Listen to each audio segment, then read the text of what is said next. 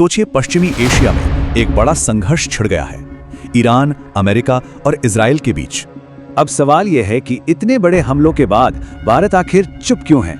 चलिए समझते हैं। नई दिल्ली ने रणनीतिक चुप्पी का रास्ता चुना है, और ये कोई कंफ्यूजन नहीं, बल्कि एक सोची समझी विदेश नीति है। तो रणनीतिक चुप्पी का मतलब है देखो और इंतजार करो, किसी का पक्ष लेने से पहले अपने देश का हित देखना। इस पूरी रणनीति के पीछे 3 बड़े कारण हैं। चलिए पहले और सबसे जरूरी कारण की बात करते हैं। पहला स्तंभ है भारत के लोग। सरकार की पहली प्राथमिकता हमेशा अपने लोगों की सुरक्षा होती है। 1 करोड़ ये सिर्फ एक नंबर नहीं है, ये एक बहुत बड़ी जिम्मेदारी है। खाड़ी देशों में 1 करोड़ से ज्यादा भारतीय रहते हैं। उनकी सुरक्षा के लिए शांत रहना बहुत जरूरी है। दूसरा स्तंभ है देश की संपत्ति। लोगों के अलावा हमारे कई बड़े हित भी इस क्षेत्र से जुड़े हैं। देखिए, एनर्जी से लेकर व्यापार तक ये सब भारत की आर्थिक लाइफलाइन है। इन्हें बचाना ही होगा। और अब तीसरा स्तंभ, जियोपॉलिटिकल बैलेंसिंग।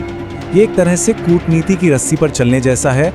एक तरफ अमेरिका इसराइल से गहरी दोस्ती है, तो दूसरी तरफ ईरान के साथ पुराने रिश्ते और जरूरतें। इसी रणनीति को कहते हैं डी-हाइफनेटेड विदेश नीति।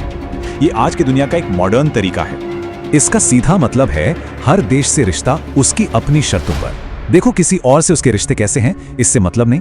ये पॉलिसी दिखाती है कि भारत एक स्वतंत्र और स्थिर शक्ति है जो शांति बनाए रखना चाहती है।